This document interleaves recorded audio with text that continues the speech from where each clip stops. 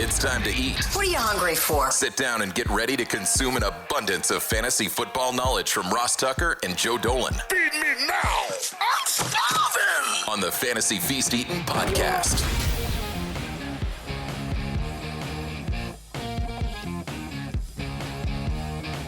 Yeah, let's eat, baby. It is the Fantasy Feast Eatin' podcast. We are presented by DraftKings. Love those dudes. Make sure you always use the code Ross when you're over there for anything, including the season win totals being out that we talked about on yesterday's Even Money betting podcast.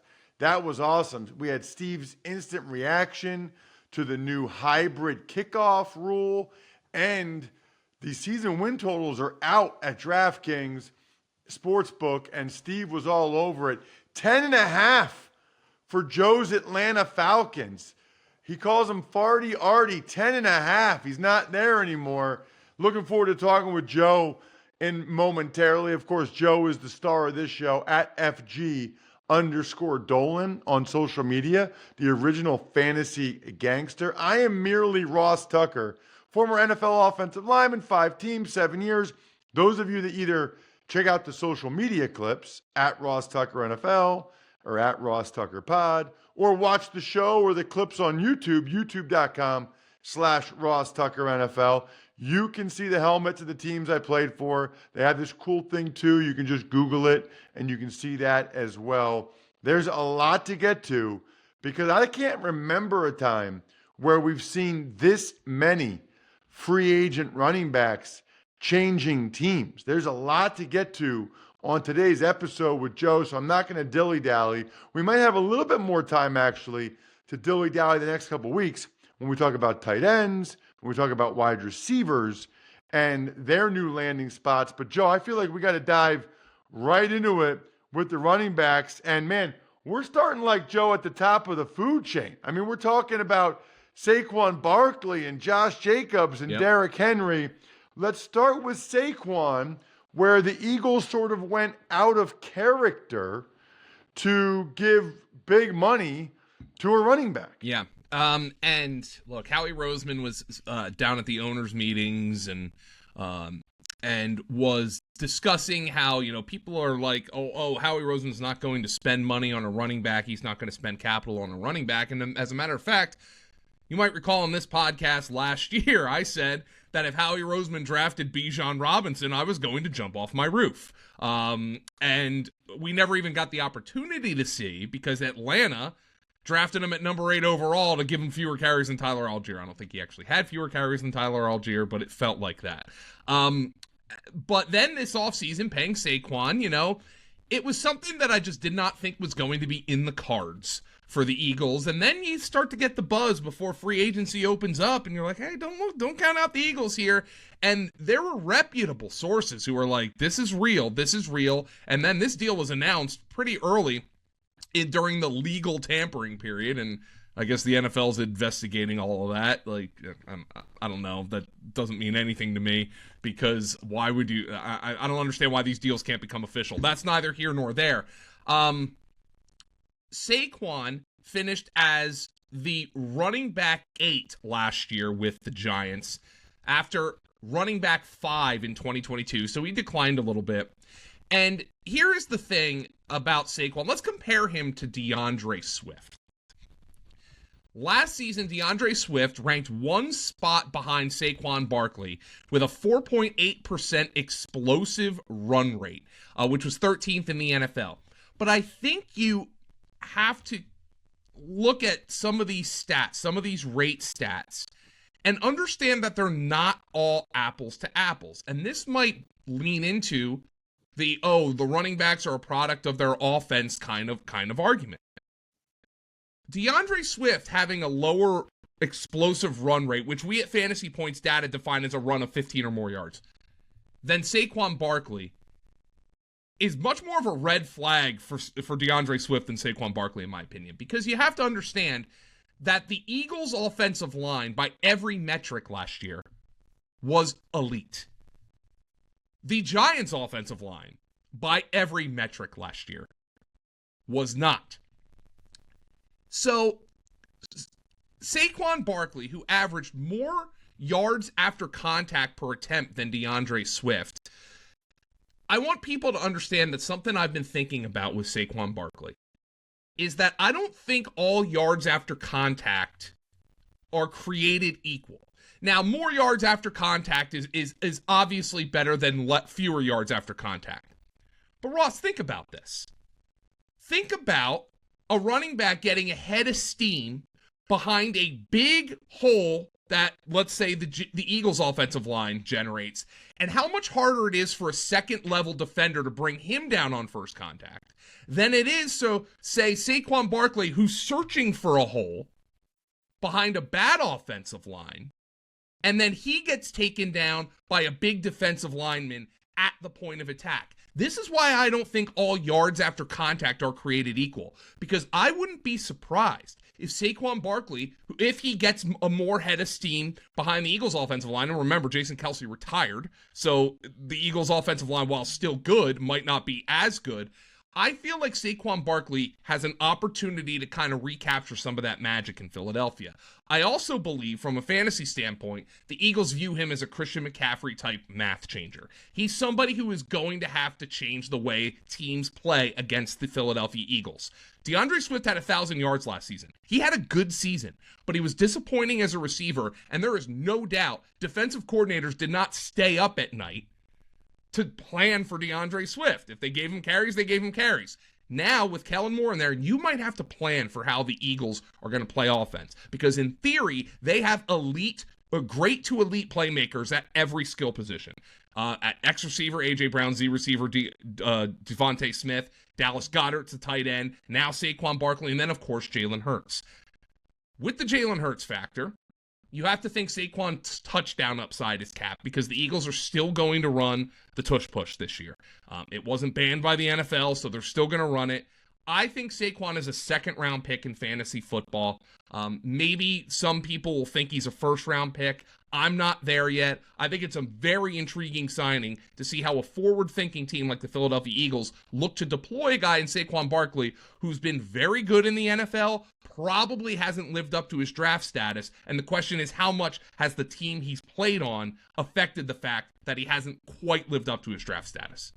And what's interesting to me, Joe, is like we can talk on this show about the money that the Eagles are paying Saquon, but that's really, and whether or not it's worth it and all that stuff, and we talk about that on the Ross Tucker Football Podcast or my Ross Reports, that's really not relevant for fantasy football other than they've made a major commitment to make this guy, like the money they've invested in Saquon for fantasy football, fantasy perspective, is only a positive. We don't care about the Eagles salary cap for fantasy football. Nope. We care about the commitment to the player, which clearly the Eagles have a significant one with Barkley and believe he's going to be worth it. I actually also thought, Joe, it was surprising and a little out of character for the Packers to pay Josh Jacobs almost $15 million for this season. Now, they got a 4-year, $48 million deal.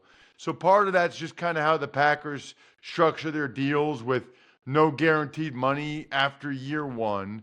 But still, they're getting him $15 million this year. Yep. And they basically decided when Aaron Jones wouldn't take as much of a pay cut as they wanted, you know what? If we're going to get a running back and we're going to pay for it, let's get a younger, more durable guy. At least that's the way John Kuhn framed it to me on Monday's Ross Tucker Football Podcast. I think they wanted to bring back Aaron Jones, but when he kind of balked at the money they were offering, they pivoted and said, let's get a more durable, younger player with that money. Yeah, so Josh Jacobs, again, remember, he led the NFL in rushing in 2022 and was the running back 4 in half PPR fantasy points per game. He fell all the way to running back 18 last year in fantasy points per game. Also missed some time. And as you said, Josh Jacobs has been pretty durable. He's handled at least 260 touches for 5 straight seasons, all of which he played with the Raiders franchise. But he did miss some time last year. But what's funny to me is, among the 49 running backs with at least 100 carries, Josh Jacobs was the third unluckiest or least efficient, depending on how you want to look at it, in terms of expected fantasy points per game. The only two who were worse, and expected fantasy points is something Scott Barrett came up with at Fantasy Points. And what it essentially is it mathematically creates what the average player in average conditions is expected to gain based on his touches, his touch locations, his touch quality. Josh Jacobs was the third worst in that category. The two who were worse than him were also running backs who changed teams this offseason, Austin Ekeler and Tony Pollard. So it's going to be interesting to see if Josh Jacobs can bounce back. We talked about yards after contact per carry. Jacobs fell to 2.29 last season after he was incredible in that department at 3.23 in his excellent 2022 season. Fantasy Points data had Jacobs as the best running back in the game in 2022. The Raiders zone blocking scheme, he was fantastic. He had a 66% success rate on zone carries. Last year, that cratered to 49%. But the Packers' offensive line is a nice upgrade.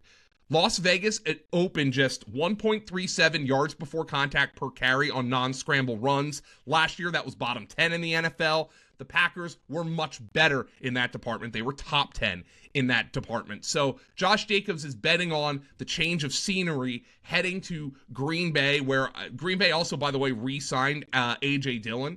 I was actually going to argue on the day that Josh Jacobs and Saquon Barkley both signed, I was going to make an argument that I think you could take Josh Jacobs over Saquon Barkley. That was before the Packers brought A.J. Dillon back, which was a little bit of a surprise to me that they brought A.J. Dillon back. But Josh Jacobs is locked in as a second-round kind of pick. Maybe if you're a running back drafter like Saquon, you can talk yourself into him in the back half of the first round. This is where Josh Jacobs, I think, is going to make his hay. Aaron Jones and A.J. Dillon last year scored just 4 rushing touchdowns on 29 carries inside the 10. That was 13.7%. Jacobs, over the last 3 seasons, is at 31.8% scoring touchdowns on such carries. So you would think Josh Jacobs is going to have opportunities to score the football at the goal line. That is one of the areas where he was better than A.J. Dillon, significantly so over the last number of years. I was actually surprised they even brought back A.J. Dillon. It didn't seem like that situation had kind of run its course. You know what never runs its course? Me drinking Labatt Blue Lights because they're delicious, especially this weekend, Sweet 16. Love it. Thursday night, Friday night, Saturday night, Sunday night. While I'm using my code Ross over at DraftKings, I'll be drinking some Labatt Blue Lights with friends, living life to the power of we. Always enjoy responsibly. Beer, Labatt USA, Buffalo, New York. Joe, we got to keep it moving with an oft-discussed move going back to the trade deadline. It actually happened. I think that might have been your tweet, Joe, when it happened. At FG_Dolan. It actually happened. Derrick Henry signed with the Baltimore Ravens. First and foremost, Ross, let's offer thoughts to anybody in Baltimore affected by the tragedy this morning with the Key Bridge. Obviously, it was horrifying to wake up to, and just thinking about anybody who's out there with the rescue efforts, anybody affected by that. Before we get into just discussing Derrick Henry, just a tragedy there in Baltimore. Very unfortunate to see that. There's no easy way to transition to just say, hey, let's go talk about football, but that is what we do on this podcast. Henry, it's just so impossible for me to think of a fit that was this perfect. And then it just happened. I would have been just kind of upset if he signed anywhere else. I think the Texans, you could have talked me into it, but I think it's just a great value play. Even at age 30, I don't think Henry is washed by any stretch. We just mentioned that yards before contact on non-scramble runs. The Titans' offensive line was second worst in that department last year. Despite all of that, Henry posted top 10 marks by yards after contact. Again. So I told you, let's circle this back to the Saquon Barkley argument where I'm like, I don't think all yards after contact are created equal. I think if a running back is getting contacted 3 to 4 yards down the field on average, it's easier for that running back to get yards after contact because he has momentum, as opposed to a running back who's trying to search for a hole behind an offensive line that's collapsing, because that running back simply has less momentum than the guy who gets contacted down the field. Now, Derrick Henry, he was 6th in yards after contact this past season and 6th in explosive run rate, despite the fact that the Titans' offensive line was 2nd worst at opening yards before contact. So Derrick Henry was garnering elite yards after contact despite getting terrible yards before contact, a situation with which I've just described is harder for a running back to get those yards. So his yards after contact mark is probably the most impressive in the NFL last year. So I think Baltimore is going to be a massive upgrade for Derrick Henry. The Ravens enjoyed a league best 2.24 yards before contact per carry. Now, of course, the threat of Lamar Jackson running does help that, but Derrick Henry doesn't lose the threat of Lamar Jackson running. He simply is going to be able to increase that threat and make the Ravens the most feared run game in the NFL. In this system, Derrick Henry, and here's the other thing. Saquon Barkley, we have the tush-push concern. I'm not sure we have that with Derrick Henry. Gus Edwards just had 30 carries inside the 10 last year. Gus Edwards, who signed with the Chargers, he had 30 carries inside the 10. He converted those 30 carries into 13 touchdowns. Only Jalen Hurts had more carries inside the 10 become touchdowns last year. So Derrick Henry has monster touchdown upside on this team. He has monster touchdown upside with Baltimore. Keaton Mitchell is coming off a torn ACL, so we don't know when he's going to be ready, but they could just be kind of a thunder and lightning kind of punch. Justice Hill is back. He's a change of pace guy. Derrick Henry, though, we have seen, doesn't necessarily need to have all those receptions to be an elite fantasy back. I don't think he's going to get those receptions this year because he never has, and Gus Edwards was never that guy. But Derrick Henry, to me, is a souped-up version of Gus Edwards. And on a really good team like Baltimore, that matters. We know Derrick Henry is a game script-dependent running back. He's always performed better when his team wins or when his team is a favorite than when his team loses or his team is an underdog. His team is going to be a favorite and is going to win more games this year than it did in Tennessee last year. This is a massive upgrade spot for Derrick Henry. I love this for Derrick Henry. On Underdog Fantasy, which has its best ball contests out, Derrick Henry is going in the 3rd and 4th round. I don't know, man. If I could start my draft with a couple of wide receivers and get Derrick Henry at the 3-4 turn, that's a pretty good start in my opinion. What about the guy that's replacing him in Tennessee, Joe? Tony Pollard. That's an interesting one. I guess I kind of expect him to go back to the Cowboys. Mm-hmm.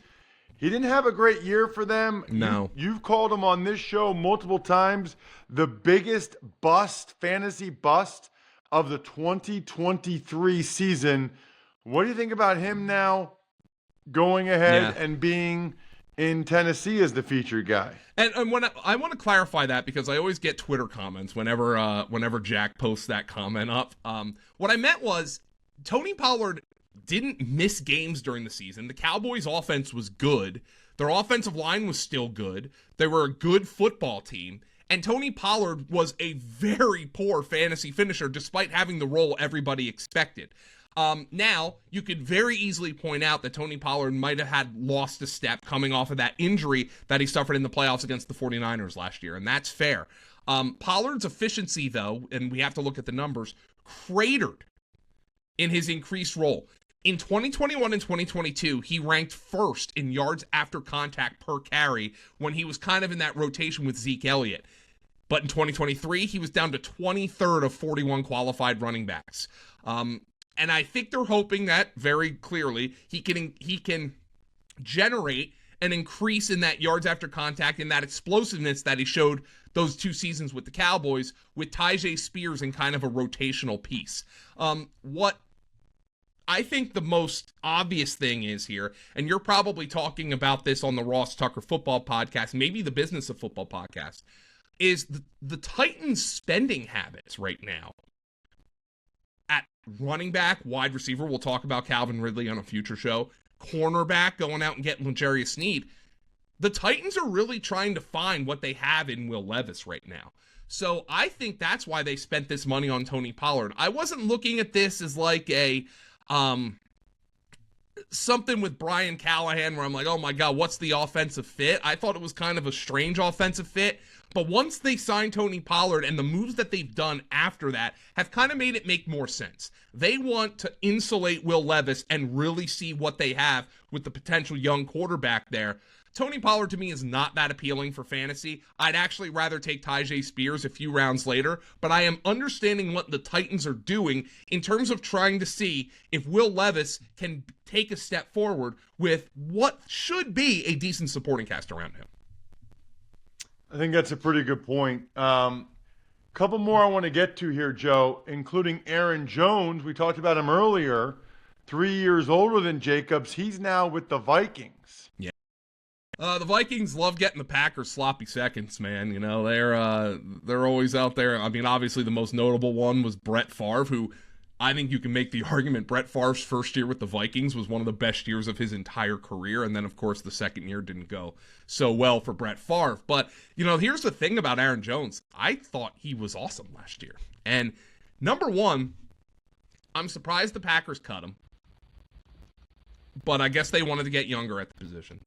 Number two, and maybe this is just something teams know that I don't, I am stunned the Dallas Cowboys didn't go after him. Because the Dallas Cowboys over the last few years have just watched Aaron Jones run roughshod on them. But so have the Minnesota Vikings. And over Green Bay's final 6 games last season, Jones had 637 rushing yards on 115 carries. He averaged 5.5 yards per attempt. It wasn't great for fantasy on the year because obviously he had the week 1 hamstring injury and then the midseason knee injury. But what happened was it is clear that Aaron Jones is far from washed up, Ross. It's a 1-year deal.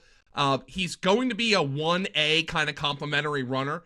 Ty Chandler had some impressive snaps last year. I think Ty Chandler is going to rotate in, but Aaron Jones is the starter here for Minnesota. The question is, what's Minnesota's offense going to look like? Who's going to be the quarterback for the Minnesota Vikings?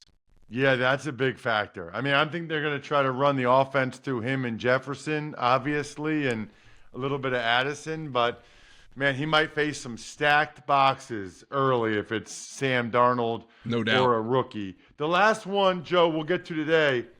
I don't understand the Ekeler thing. 2 years, $8.4 million. What is the NFL telling us about Ekeler that I don't see when I watch him play? So I will say all the guaranteed money is in the first year for Austin Ekeler. So this is essentially a 1-year deal. The Commanders could save $3.6 million if they cut him after this year. What I think this is, and I actually don't mind this risk for the Commanders. Anthony Lynn is the running backs coach here. Ekeler played for Anthony Lynn in LA. Cliff Kingsbury is the offensive coordinator.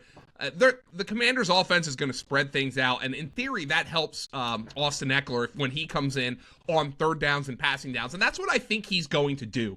This is a 1-2 thunder and lightning running back tandem.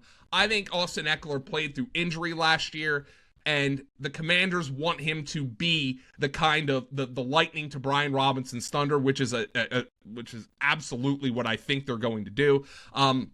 But you could see Austin Ekeler's efficiency just drop off a cliff, Ross. Last year, he was 40th of 41 qualified running backs in missed tackles forced per carry. He was 19th the year before.